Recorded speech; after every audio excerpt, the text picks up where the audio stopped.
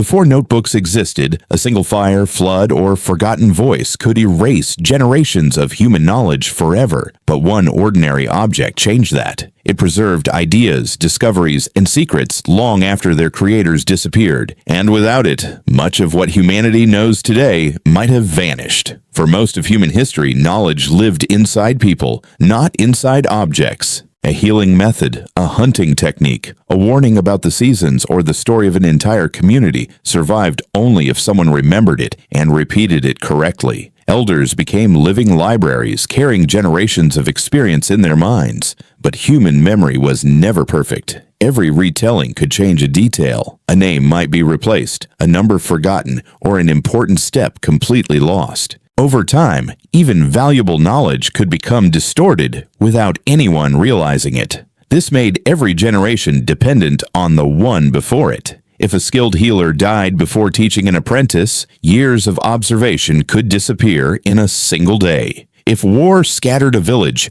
disease killed its elders, or migration separated families, entire traditions could vanish with them. People did not lose only stories. They lost maps, remedies, farming methods, building techniques, and explanations of the natural world. Some discoveries may have been made many times because no permanent record existed to preserve them.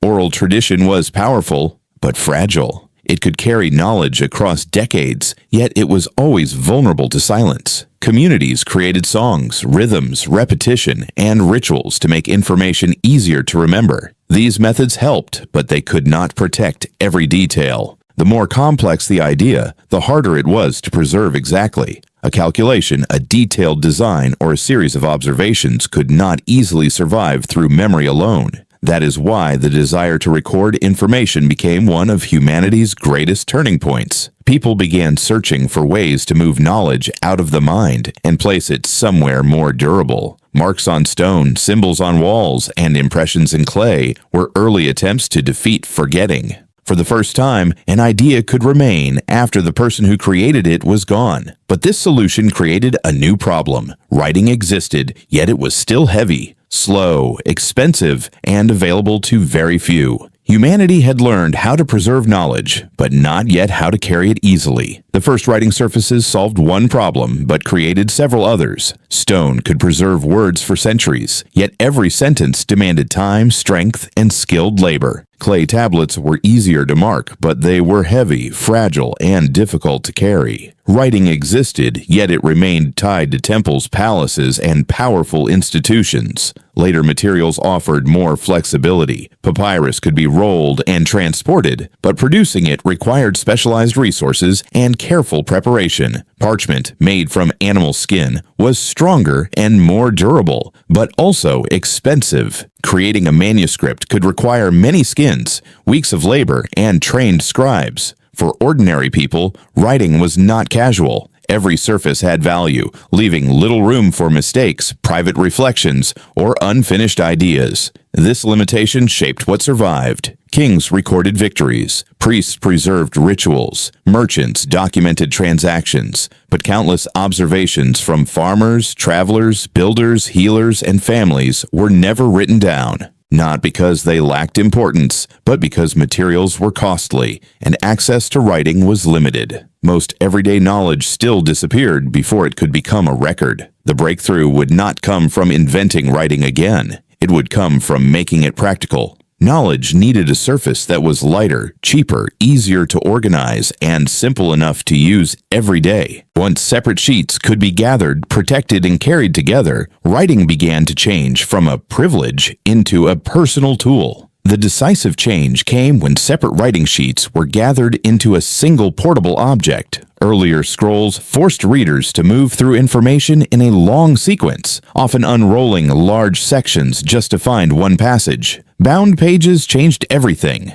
A person could open directly to a specific idea, compare notes, return to an earlier observation, or leave blank space for future discoveries. Knowledge was no longer trapped inside one continuous roll. Covers protected the pages, while binding kept them in order. Over time, page numbers, margins, headings, indexes, and chapters made information easier to organize and retrieve. This may seem ordinary today, but it transformed the way people thought. Ideas could now be separated, connected, corrected, and expanded without rebuilding an entire record. Most importantly, knowledge became portable. A scholar, merchant, traveler, or apprentice could carry many observations in one compact object. But the notebook's greatest impact would appear outside libraries, when ordinary people began using pages not only to preserve finished knowledge, but to capture ideas before they disappeared. The notebook became most powerful when it moved beyond preserving finished information and began capturing ideas in progress. Scientists used it to record experiments, unexpected results, and questions that had no immediate answer. Explorers filled pages with maps, weather patterns, unfamiliar plants, and details that memory could never preserve accurately. Inventors sketched mechanisms, crossed out failures, and slowly transformed rough concepts into working designs. Artists and writers used the same simple object to catch images, phrases, and observations before they vanished. Its value came from allowing unfinished thought. A notebook did not demand perfection. It gave people space to make mistakes, return to earlier ideas, compare patterns, and notice connections over time. Many important discoveries were not born as complete solutions. They began as small observations written in ordinary pages, but the notebook preserved more than inventions and scientific progress. It also captured voices that official records often ignored. Personal diaries, family recipes, travel notes, and daily observations would later reveal how ordinary people truly lived. And without those pages, entire lives might have disappeared from history. The notebook did more than preserve famous discoveries. It saved the quiet knowledge that official history often ignored. Inside ordinary pages, people recorded family recipes, personal fears, local traditions, daily routines, and lessons learned through years of experience. A farmer could write down the first signs of changing weather. A parent could preserve advice for children not yet born. A traveler could describe places that would later disappear. These records allowed future generations to understand not only what happened, but how people felt, struggled, worked, and survived. That is how the notebook stopped knowledge from vanishing. It gave temporary thoughts a physical home.